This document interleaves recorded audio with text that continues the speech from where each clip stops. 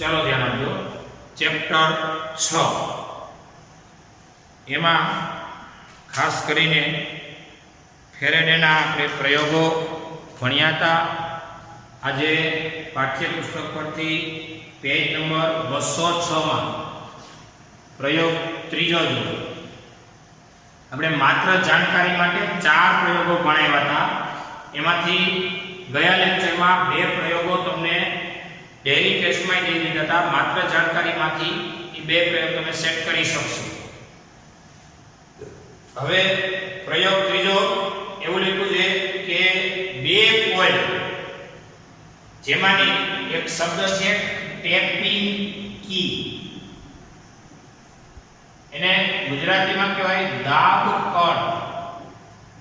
એટલે કે એને દબાવવામાં આવે ત્યારે ઓન રહે, મૂકી દો તો સીધો ઓફ થઈ જાય. આવી સ્વિચ આપણે ઘણીવાર જોઈએ છે. આપણે રેગ્યુલર સ્વિચ છે ને એને ઓન કરી દો તો ઓન જ રહે, પછી ઓફ કરવા જવું પડે. એને રેગ્યુલર સ્વિચ કહેવાય. ટેપિંગ કી એટલે દાબ કળ, જેને ઓન કરી અને આગળ લઈ લ્યો એ વેગી ઓફ થઈ જાય, એ દાબ કળ કહેવાય. એટલે અહીંયા 2 કોઇલ છે, કોઇલ 1 અને કોઇલ 2. એમાં પ્રયોગ 3 માં ને પ્રયોગ 2 માં ફેર શું? પ્રયોગ 2 જો આ પહેલો પ્રયોગ છે ને, આ લોકોએ આકૃતિ વિચિત્ર બનાવી ભાઈ. આ પહેલો પ્રયોગ અહીંયા આકૃતિ એની નીચે છે, બીજો પ્રયોગ અહીંયા આકૃતિ એની પાછળ છે, ત્રીજો પ્રયોગ અહીંયા આકૃતિ એની અહીંયા છે. એટલે આકૃતિની બાજુમાં જોઈને તૈયારી ન કરવા માંગતા, જોજો કઈ આકૃતિ કયા પ્રયોગની છે. પ્રયોગ 3 માં કોઇલ 1 સાથે ગેલ્વેનોમીટર અને કોઇલ 2 સાથે બેટરી અને કળ જોડી દીધી છે. એક કળ કહેવાય ટેપિંગ કી, એટલે કે દાબ કળ. તો ચુંબક આ પ્રયોગ હતો ને એ 2 ગુચરાનો જ હતો, પણ એમાં શું કરતા હતા? પ્રયોગ 2 માં અને 3 માં ફેર શું? તો કે આમાંય 2 ગુચરા છે. આને ગેલ્વેનોમીટર આને જોડવાનું છે, આને ગેલ્વેનોમીટર આને જોડવાનું છે, અને બીજું ગુચરું છે C2, એને બેટરી સાથે જોડવાનું છે.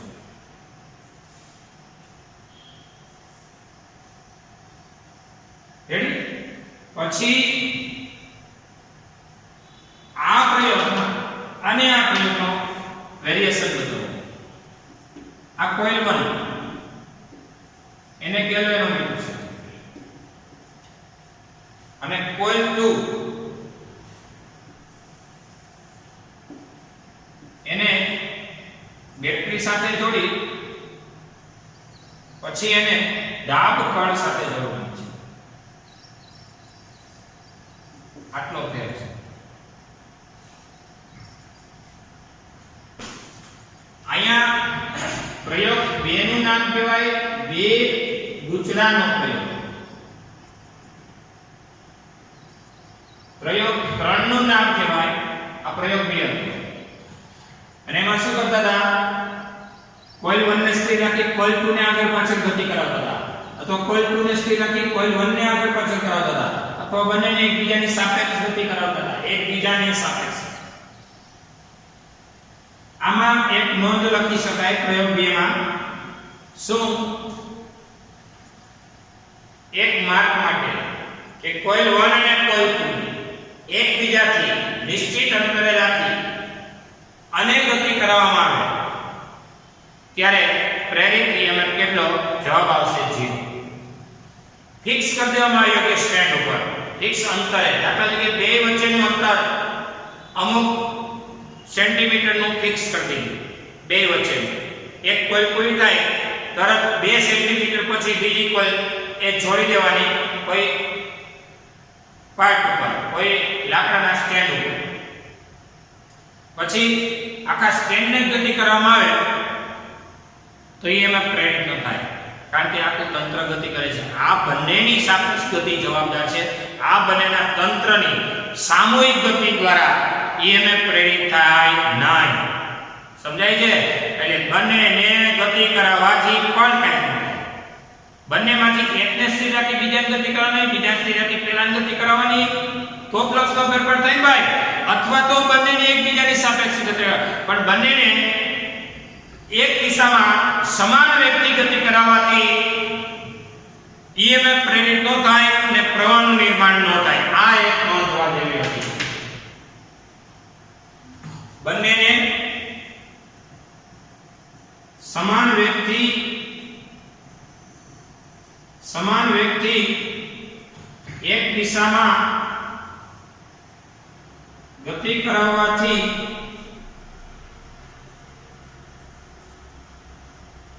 EMF શૂન્ય, તેથી પ્રેરિત પ્રવાહ પણ શૂન્ય. EMF નો પ્રેરિત થાય અને પ્રેરિત પ્રવાહ નો.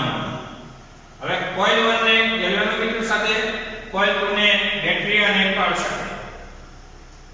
આ કળનું નામ છે દાબ કળ. દાબ કળને ઓન કરો. આમાં કઈ ગતિ નથી કરાવવાની, કળ ઉપર રમત રમવાની છે. એટલે પ્રયોગ 2 નું નામ હતું બે ગુજરાનો પ્રયોગ. પ્રયોગ 2 નું નામ છે 3 નું નામ છે બે ગુજરાના પ્રયોગમાં બેટરી સાથે દાબ કળ ની ગોઠવણ ધરાવતો પ્રયોગ. જેને ભાઈ દાબ કળ, દાબ કળને ઓન કરો, પછી આંગળી રહી એટલે ઓફ તો એમ રીતે થઈ જાય, જેથી કરીને પ્રવાહ ચાલુ થયા ભેગો બંધ થઈ જાય અને પ્રવાહની હાજરીને કારણે ફ્લક્સ સંકળાશે, એવું ફ્લક્સ બંધ થઈ જાય અને આ ફ્લક્સનો ફેરફાર સીધો કોઇલ 2 ને મળશે, જેથી કોઇલ 2 ના ગેલ્વેનોમીટરમાં EMF પ્રેરિત થશે. આમાં કહેવાય જ્યારે ઓન પછીની ક્ષણે ઓફ, આ વખતે EMF પ્રેરિત થશે અને આ વખતે પ્રવાહ પણ પ્રેરિત થશે. આ ઘટનાને વિદ્યુત ચુંબકીય પ્રેરણ કહેવાય. આ વાંચે રાખો, ઘણા બહુ વાંચે રાખે, પૂછી તો કઈ આવડે નહીં. પૂછવા માટે તમારું પ્રેક્ટિકલી નોલેજ થોડું વધારે કરો. નોલેજ વધારવાનું કહું, પ્રેક્ટિકલ તો હાલમાં તમે ક્યાં કરી શકવાના. એટલે અહીંયા 1 અને 2 માં બે ગુજરાના પ્રયોગમાં સિમ્પલ છે કે એકને સ્થિર રાખી બીજાને ગતિ કરવાની, બીજાને સ્થિર રાખી પેલાને ગતિ કરવાની, બાકી પ્રયોગ જ ન થાય. જો નોંધ લે કે બંનેને સમાન વેગથી એક જ દિશામાં ગતિ કરાવો તો એનો સાપેક્ષ વેગ 0, પ્રેરિત EMF 0 અને પ્રેરિત પ્રવાહ પણ 0. બે ગુજરાના પ્રયોગમાં બેટરી સાથે જોડેલા ગુજરાને દાબ કળ સાથે જોડી પરિપથ પૂરો કરો, જેથી કરીને દાબ કળને ઓન ઓફ કરો, ઓન કરી ઓફ થઈ જતી જાય, EMF પ્રેરિત થાય, પ્રવાહ મળશે અને આ રીતે કોઇલ 2 સાથે સંકળાયેલી ફ્લક્સ નો ફેરફાર કોઇલ 1 ને મળશે અને કોઇલ 1 નો ગેલ્વેનોમીટર એ EMF પ્રેરિત કરશે અને EMF પ્રેરિત થી પ્રવાહ પ્રેરિત થશે. આ હતો પ્રયોગ 3. જોઈ લો.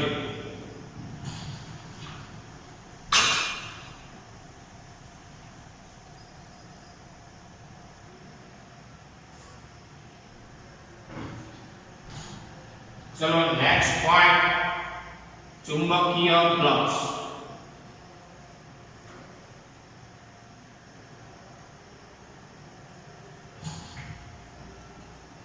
જેની સંજ્ઞા છે phi. વિદ્યુત ફ્લક્સની જેમ ચુંબકીય ફ્લક્સને પણ વ્યાખ્યાયિત કરી શકાય છે. ખાસ કરીને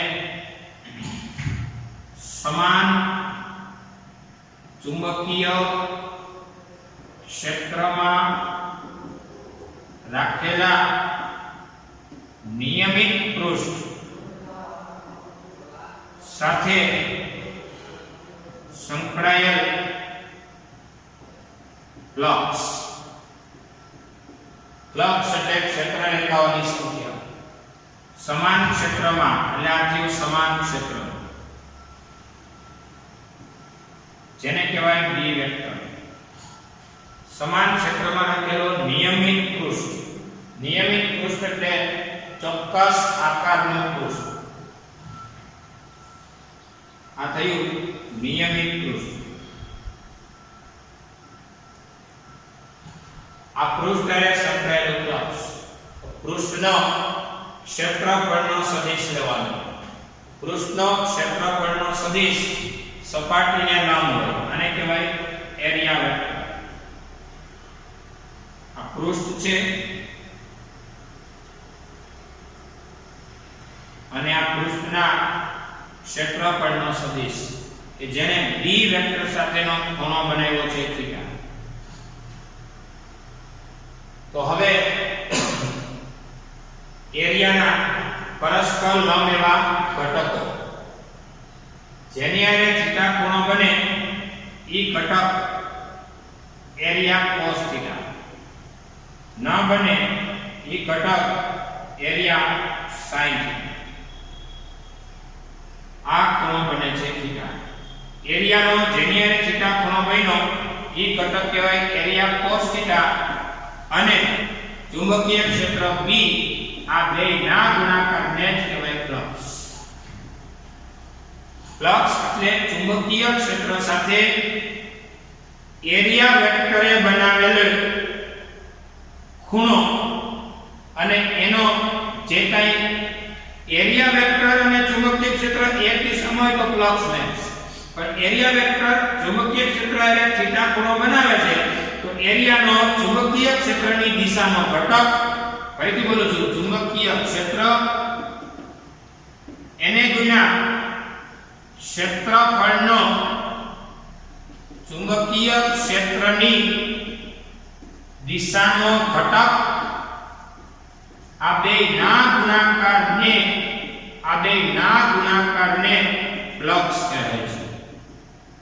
કયો ફ્લક્સ? ચુંબકીય ફ્લક્સ. એટલે કે ચુંબકીય ક્ષેત્ર ગુણ્યા ચુંબકીય ક્ષેત્રના દિશાનો ક્ષેત્રફળનો ઘટક. એટલે b એ cos થીટા એટલે થયો b ડોટ a. આ થયો ફ્લક્સ. b એ cos થીટા જેને કહો છો b ડોટ a. ફ્લક્સનો એકમ આનો એકમ થાય ટેસ્લા. ચુંબકીય ક્ષેત્રનો ક્ષેત્રફળનો કહેવાય meter square. Tesla into meter square ન બોલવું હોય અથવા કહેવાય વેબર. આને વચાય વેબર. શું વચાય? વેબર. તો હવે ચુંબકીય ક્ષેત્ર સાથે એરિયા વેક્ટરે બનાવેલો ખૂણો થીટા છે. એરિયાનો જેની આરે થીટા ખૂણો બને એ ઘટક cos ન બને એ ઘટક sin. તો એરિયા cos અને b એટલે કે ચુંબકીય ક્ષેત્ર b અને ચુંબકીય ક્ષેત્રની દિશાનો એરિયાનો ઘટક એટલે કે ક્ષેત્રફળનો ચુંબકીય ક્ષેત્રની દિશાનો ઘટક આ બેના ગુણાકાર ને કહેવાય ચુંબકીય ફ્લક્સ. b એરિયા cos જેને કહેવાય b a cos એટલે કે b ડોટ a. આ થયો ફ્લક્સ. આનો એકમ ટેસ્લા, આનો એકમ મીટર સ્ક્વેર. અને ટેસ્લા ઇન્ટુ મીટર સ્ક્વેર ન બોલવું હોય તો બોલાય વેબર. પણ આ હતું મિત્રો સમાન ચુંબકીય ક્ષેત્રમાં રાખેલા નિયમિત પૃષ્ઠારે સંકળાયેલું ફ્લક્સ. આના અનુસંધાને આપણે બે ઓપ્શનો ખુલ્લા કરી શકીએ કે જો b અને એરિયા સમાંતર હોય તો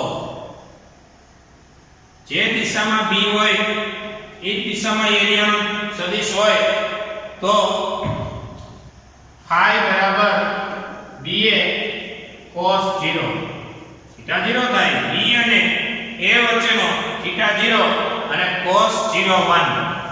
cos 0 1 એને કહેવાય ba. આ ફ્લક્સને કહેવાય ફ્લક્સ મેક્સિમમ. આ ફ્લક્સ મેક્સિમમ કહેવાય. b અને એરિયા વચ્ચેનો જો થીટા 0 હોય તો b એ cos 0 1 એટલે ફ્લક્સ મેક્સ. અને જો b વેક્ટર અને એરિયા વેક્ટર પરસ્પર લંબ હોય, બે વચ્ચેનો થીટા કેટલાનો હોય? 90. b આમ હોય અને એરિયા આમ હોય. આપણે જાણીએ છીએ કાર્યની વ્યાખ્યામાં એવું હતું w f.d. fd cos θ માં આવું થતું. પછી ચુંબકીય ફ્લક્સની જગ્યાએ વિદ્યુત ફ્લક્સમાં એમ હતું phi બરાબર E dot A. A electric field અને એરિયા વચ્ચેનો થીટા મેન્ટેન કરવાનો. D અને એરિયા લંબ હોય તો ફ્લક્સ બરાબર BA cos 90 cos 01 cos 90 એટલે ફ્લક્સ મળશે નહીં. જ્યારે B અને એરિયા વચ્ચે જેવો થીટા એ પ્રમાણેનું ફ્લક્સ મેન્ટેન કરી શકો. આ હતું સમાન ચુંબકીય ક્ષેત્રમાં રાખેલું નિયમિત પૃષ્ઠ. જ્યારે આ સમાનને બદલે અસમાન ચુંબકીય ક્ષેત્રમાં ચલો દૂર રાખેલા નિયમિત પૃષ્ઠની જગ્યાએ આપણે યાદ કરીએ યાદચ્છિક પૃષ્ઠ. યાદચ્છિક એટલે આપણું ઈચ્છા મુજબનું પૃષ્ઠ. એની હારે સંકળાયેલું ફ્લક્સ સમજાવો. ચાલો આપણે સમજૂતી આપીએ.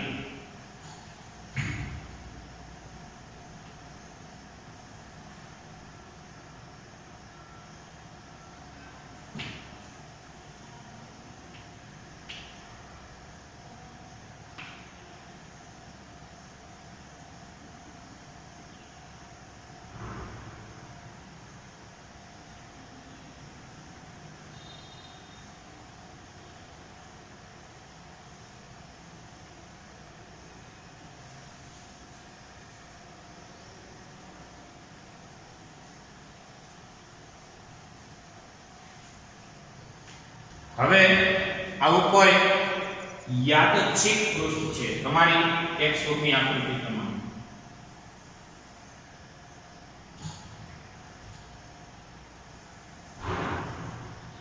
આને કહેવાય યાદચ્છિક પૃષ્ઠ.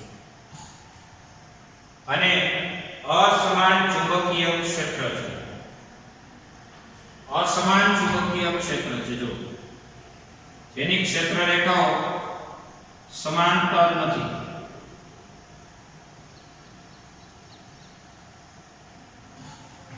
આ અસમાન ક્ષેત્ર રેખાના કોઈ પણ ક્ષેત્ર રેખામાં એની હારે સંકળાયેલું તમે ફ્લક્સ મેન્ટેન કરી શકો. આમાં I માં એટલે કેટલામાં પહેલામાં બીજામાં ત્રીજામાં પાંચમામાં વ્યાપક રીતે I માં પૃષ્ઠખંડ સાથે સંકળાયેલ ફ્લક્સને ધ્યાનમાં લો.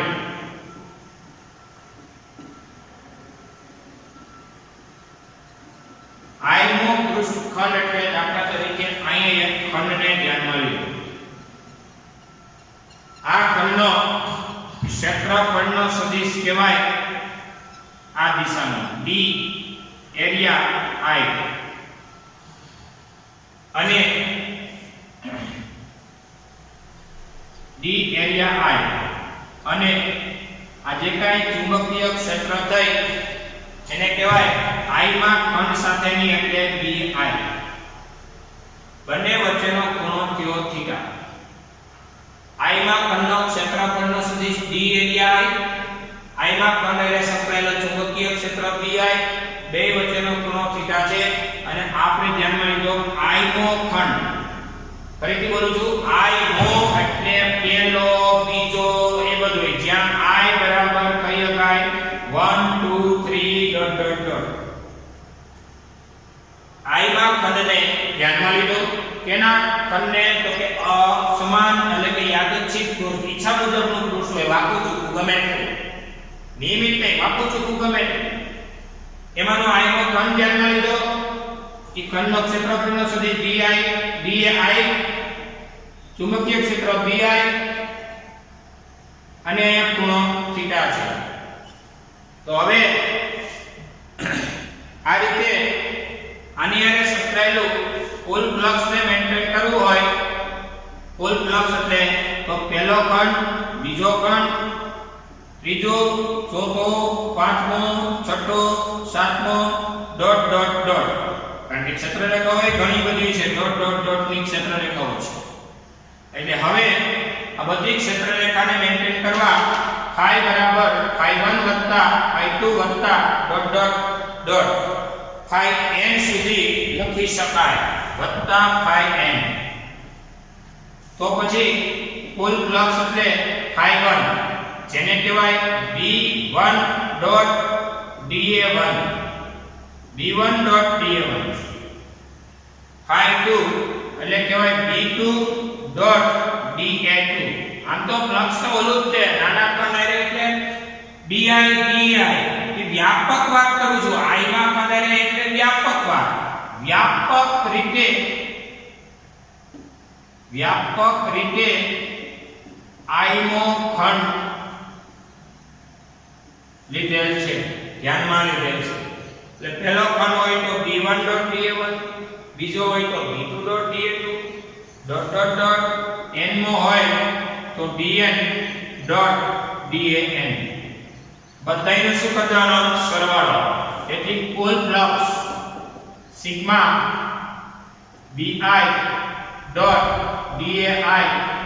જ્યાં I બરાબર 1 થી n I બરાબર 1 થી n પેલો બીજો ડોટ ડોટ n એટલે આ રીતે કુલ ફ્લક્સને દરેક ખંડોના સરવાળાથી મેન્ટેન કરી શકાય અહીંયા સંકલન લેવાય નહીં કારણ કે કોઈ ખંડ ધારી ગીરી ગયો ત્યાંની ચુંબકીય ક્ષેત્ર ન પણ નીકળે કા ભાઈ ન નીકળે કારણ કે અસમાન ચુંબકીય ક્ષેત્ર છે ઘણીવાર હોય ત્યાં બહુ હોય ન હોય ત્યાં ગેપ હોય જગ્યા હોય કહેવાય શું તો કે અસમાન ક્ષેત્ર છે તો અસમાન ક્ષેત્રમાં ખંડ કાપી બે ક્ષેત્ર રેખા ન નીકળે તો ખંડનું એકલાનું ન આવે એરિયાનું ન આવે તો આ કટકો વિચારી લીધું ત્યાં ક્ષેત્ર રેખા પસાર ન થાય તો એ જવાબદારી કોઈ લેતું નથી કારણ કે અસમાન ક્ષેત્ર છે ભાઈ કઈ નક્કી ન હોય તો હોય ન હોય એટલે સિગ્મા લીધો છે આ બધાય ક્ષેત્ર રેખા પસાર થતી બધાય ખંડમાં કવરેજ આવી જતું હોય કમ્પ્લીટ તો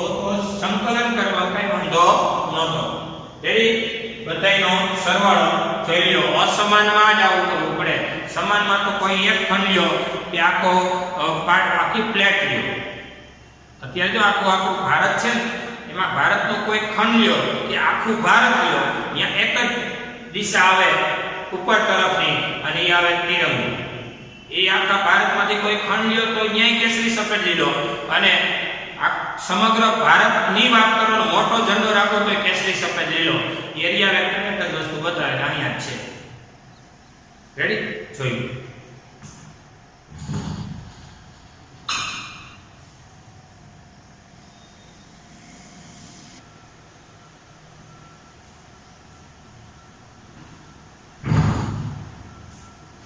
चलो ध्यान दो नेक्स्ट पॉइंट ફેરાડેનો વેરણનો નિયમ ખાસ કરીને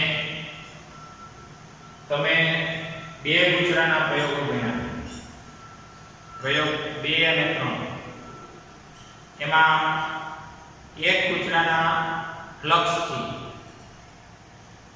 બીજા ગુજરામાં EMF પ્રેરિત ન કરી શકાય પણ એક ગુજરાના ફ્લક્સના ફેરફારથી બીજા ગુજરામાં EMF પ્રેરિત કરી શકાય વૈજ્ઞાનિક ફેરાડે આ પ્રયોગોને અંતે એક સચોટ નિર્ણય તારવેલો છે કે જે તમારો ફ્લક્સ નો ફેરફાર છે દાખલા તરીકે t1 સમયે ફ્લક્સ ϕ1 હતો ગુજરામાં ગુજરું 1 છે ગુજરું 2 છે તમારે સ્ટોપ વોચ હોય t1 સમયે 1 દ્વારા 2 માં ગમે ને 1 2 કયો ભાઈ એકડા બગડાનું કોઈ મહત્વ નથી 1 2 કયો કે 2 1 કયો a b કયો કે b a કયો એક દ્વારા બીજા કયો બીજા દ્વારા પહેલા કયો એક જ તંત્રનું જોવાનું હોય તો 1 દ્વારા 2 માં t1 સમયે ફ્લક્સ ϕ1 હતું t2 સમયે ફ્લક્સ ϕ2 થઈ ગયું એટલે આમ સમયના કોઈ સમયના ગાળા માટે ફ્લક્સનો ફેરફારનો પણ નોંધ લેવાનો વૈજ્ઞાનિક ફેરાડે t1 સમયે ફ્લક્સ ϕ1 અને t2 સમયે ફ્લક્સ ϕ2 આ રીતે મેન્ટેન કરી આ ચોક્કસ સમયના ગાળા માટે ફ્લક્સનો પણ ચોક્કસ ફેરફાર થાય છે એટલે કે EMF પ્રેરિત થવા માટે ફ્લક્સના ફેરફારનો સમય દર એ પ્રેરિત EMF માટે માટે જવાબદાર છે. અહીં માઈનસ નિશાની, ઋણ નિશાની ઈ તમારે આના પછીના પોઈન્ટમાં આવશે. ઈ લેન્ઝના નિયમની હાજરી બતાવશે. વૈજ્ઞાનિકનું નામ છે Lenz.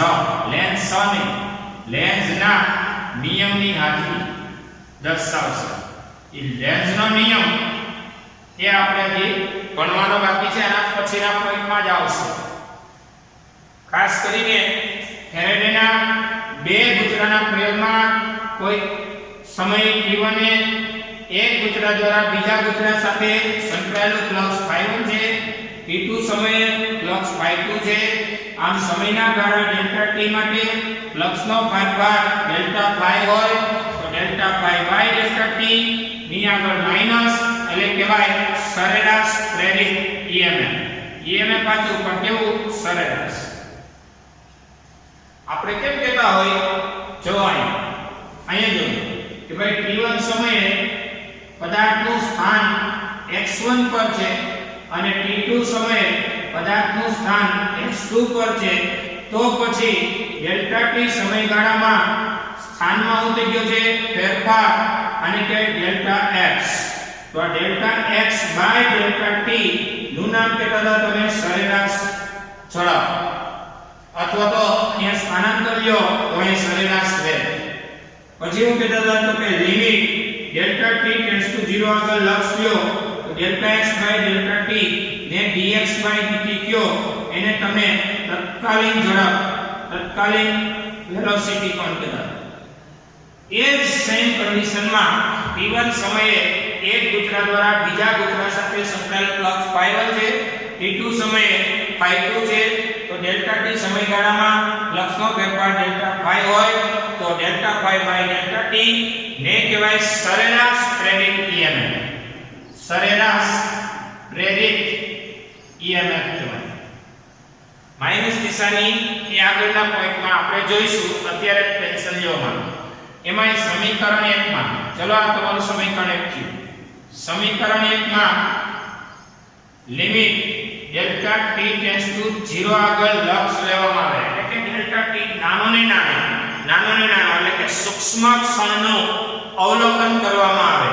Limit delta t tends to 0 આગળ લક્ષ લ્યો તો હવે ડેલ્ટા ϕ બાય ડેલ્ટા t આ જે કઈ છે એને કહેવાય માઈનસ d ϕ બાય dt, અને હવે આ સરેરાશને બદલે એને કહેવાય તત્કાલીન EMF. આ તત્કાલીન EMF છે. જે તે ક્ષણે કેટલો EMF મળે છે એ સમયના નાના ગાળા માટે તમે વિચારી શકો છો. આવી વાતો હતી. ફરીથી એકવાર 11માં આવું ભણ્યા હતા કે t1 સમયે પદાર્થનું સ્થાન x1 આગળ છે, t2 સમયે પદાર્થનું સ્થાન x2 આગળ છે, તો ડેલ્ટા t સમયગાળામાં સ્થાનમાં ફેરફાર ડેલ્ટા x થતો હોય તો delta x by delta t ને કહેવાય સરેરાશ ઝડપ. અહીં સ્થાનાંતરના છેદમાં સમયગાળો તો સરેરાશ વેગ. એમાં limit delta t tends to 0 આગળ લક્ષ લ્યો delta x by delta t ને કહેવાય dx બાય dt, અને તત્કાલીન સરેરાશની જઈ તત્કાલીન. ફેરેડેના પ્રેરણના પ્રયોગમાં એવું છે t1 સમયે ફ્લક્સ ϕ1, t2 સમયે ફ્લક્સ ϕ2, ડેલ્ટા t સમયગાળામાં ફ્લક્સ ડેલ્ટા ϕ. સરેરાશ પ્રેરિત EMF એટલે ડેલ્ટા ϕ બાય ડેલ્ટા t એટલે કે એકમ સમયમાં ફ્લક્સમાં થતો ફેરફાર એ તત્કાલીન પ્રેરિત EMF બતાવે છે. સૂક્ષ્મ સમયગાળો હોય તો તત્કાલીન, મોટો સમયગાળો હોય તો મોટો ફેરફાર, તો એ સરેરાશ. કઈ હતું નહીં. એમાં આપણે વિચારીએ કે ગૂંચળું n આકારનું હોય.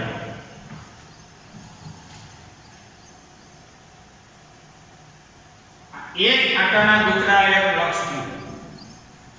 જો ગૂંચળું n આકારનું હોય તો સમીકરણ 1 પરથી સરેરાશ પ્રેરિત EMF એટલે minus delta ϕ by delta T, એટલે કે ડેલ્ટા ફાઈ ને કહેવાય n phi by delta T. n એ આંટાની સંખ્યા કહેવાય n ડેલ્ટા નાનો ફાઈ બાય ડેલ્ટા ટી, આને કહેવાય સરેરાશ પ્રેરિત EMF. આ કેવી રીતે આવું એ તમને સમજાવું. જોવો જરા, એક આંટો હોય ને, એક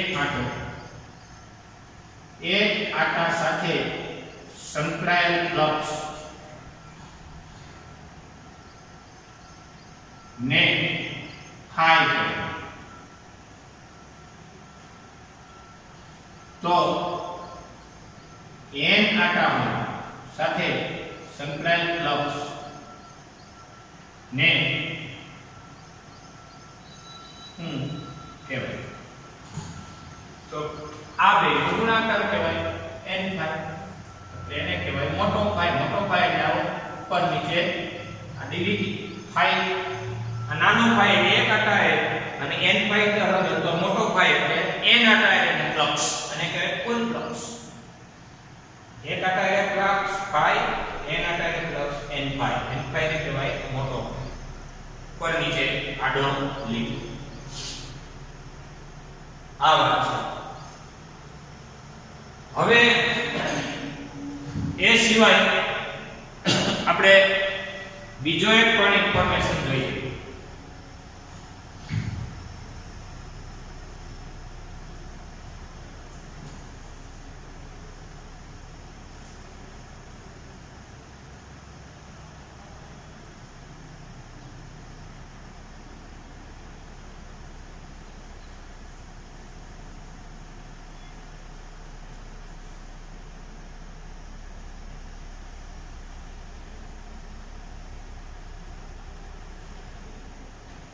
અને એ છે આપણો નેક્સ્ટ પોઈન્ટ, અને એ છે ચુંબકીય ફ્લક્સમાં ફેરફાર કઈ રીતે થઈ શકે, આ આપણો પ્રશ્ન છે. તો હમણાં ભણ્યા ફ્લક્સ એટલે ફાઈ બરાબર b ડોટ a. હમણાં આવું ભણ્યા એટલે કે હતા ba cos થીટા. ફ્લક્સનો ફેરફાર ક્યારે થાય તો કે 4 રીતે થાય. પહેલી રીત, જો b બદલે તો, જો એરિયા બદલે તો, જો થીટા બદલે, અને ચોથી જો આમાં નથી પણ કહી દઉં, જો બે ગુજરાને એકબીજાની સાપેક્ષે ગતિ કરાવો તો બે ગુજરામાંથી એક ગુજરા સાથે b માં ફેરફાર કરાવો. એક ગુજરાને સ્થિર કર્યો. b એટલે શું? ચુંબકીય ક્ષેત્ર. ચુંબકીય ક્ષેત્રમાં શું બદલાવાનું તો કે ફેરફાર કરવાનો. શું કરવાનું? એકને સ્થિર રાખી બીજાને નજીક લઈ જાવ, દૂર લઈ જાવ. એટલે જો ઘડી ક્ષેત્ર રેખાઓ વધારે ટેસ્લાની થાય, દૂર જાય તો ટેસ્લા ઘટી જાય. મૂલ્ય ચુંબકીય ક્ષેત્રનું મૂલ્ય 10 ટેસ્લા હોય તો ઘટી 9 ટેસ્લા થઈ જાય, 8 ટેસ્લા થઈ જાય. ચુંબકીય ક્ષેત્ર રેખામાં ઉતરી ગયો ફેરફાર, એટલે b બદલ્યું. એરિયા બદલે તો, કોનો એરિયા બદલે તો? ગુજરાનો એરિયા બદલે તો. ગુજરાનો એરિયા બદલે તો તમને ભાઈ એમાં શું ફેર પડે? પડે જ ને ભાઈ. નાનું ગુજરા હોય, નાનું આડછેદ વાળું, અને ચુંબકીય ફ્લક્સ ઘણું બધું હોય, પણ એની હારે સંકળાયેલું તો થોડુંક જ રહે ને. એમ બને મોટું આડછેદ વાળું રાખો તો વધુ કવરેજ આવે ને, એની હારે વધુ ચુંબકીય ક્ષેત્ર રેખાઓ સાંકળી શકાય. નાના એરિયા વાળું ગુજરા હોય તો નાનું ફ્લક્સ સાંકળી આવે, મેન્ટેન કરી શકે. અને મોટા એરિયા વાળું ગુજરા હોય તો મોટું ફ્લક્સ મેન્ટેન કરી શકે. એટલે એરિયા બદલાવી, અથવા તો આમ એરિયા બદલવાનો. કેમ? તો કે ચુંબકીય ક્ષેત્ર રેખા ફિક્સ કરી દો. દાખલા તરીકે ચુંબકીય ક્ષેત્ર રેખા છે, એમાં ગુજરા રાખી ગુજરાને ચાલુમાં નાનું ને મોટું એરિયામાં વધ ઘટ કરાવો ને તોય ફ્લક્સ બદલી જાય.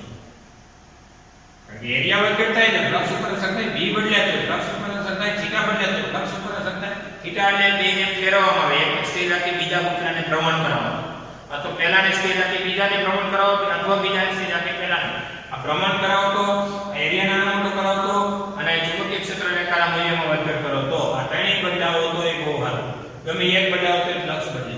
અને જો બે ગુજરાને એકબીજાની સાપેક્ષે ગતિ કરાવી તો તમને કીધું એક બીજાને સાપેક્ષ વેગ 0 થવો ન જોઈએ. આ રીતે તમે ફ્લક્સમાં ફેરફાર કરી શકો અને આ રીતે તમે EMF પ્રેરિત કરાવી શકો. આ ઘટનાનું નામ છે વિદ્યુત ચુંબકીય પ્રેરણ.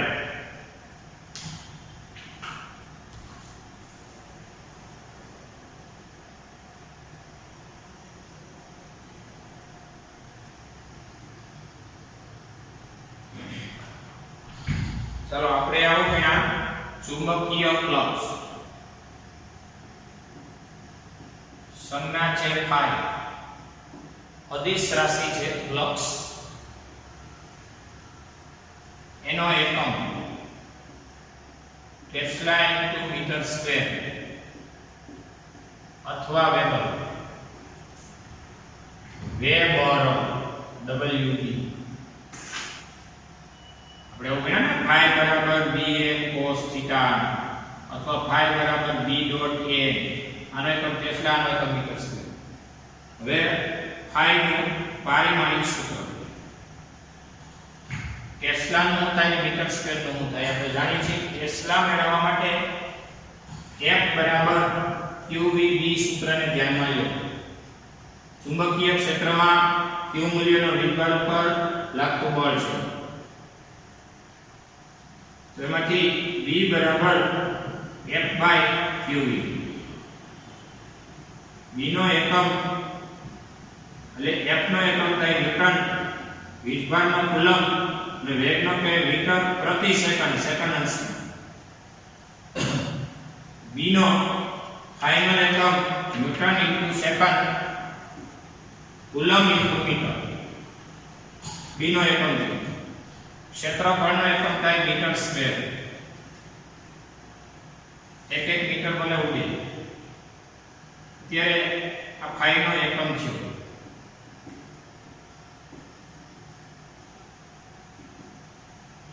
હવે ન્યૂટન સેકન્ડ,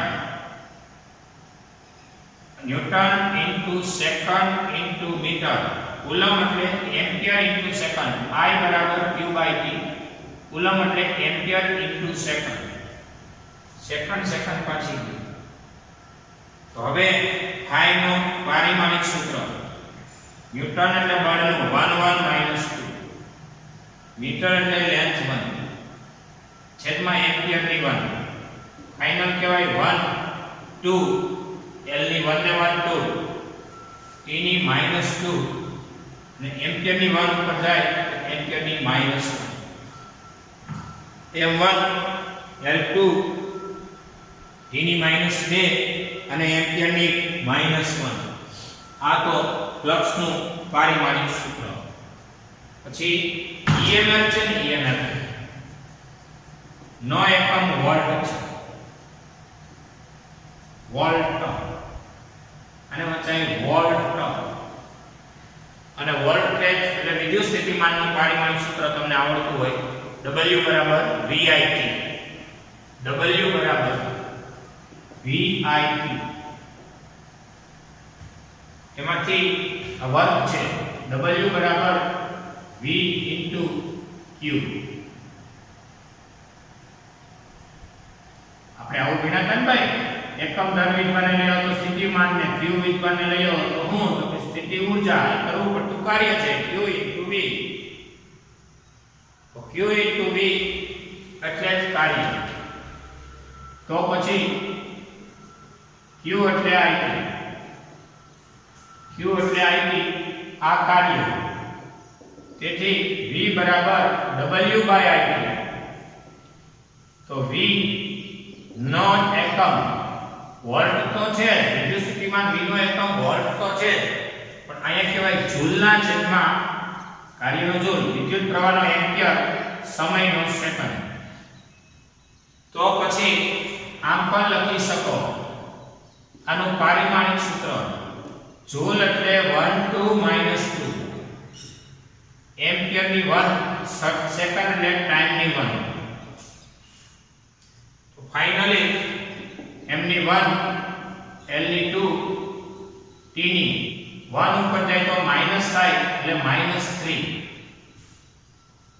અને એમ્પિયર ની પણ -1 આ વિદ્યુત સ્થિતિમાનનું પારિમાણિક સૂત્ર થાય 1 2 -3 -1 1 2 -3 -1 રેડી હવે ડેઇલી ટેસ્ટ નો દિવસ ડેઇલી ટેસ્ટ એમાં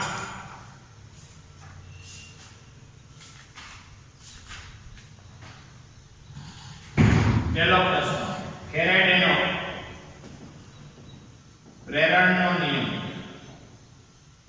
અને બીજો પ્રશ્ન ચુંબકીય ફ્લક્સમાં ફેરફારો કઈ રીતે થાય તે સમજાવો 1 અને 2 આ તમારી ડેલી ટેસ્ટ અહીંયા આપણો લેક્ચર પૂરો થાય છે જોઈએ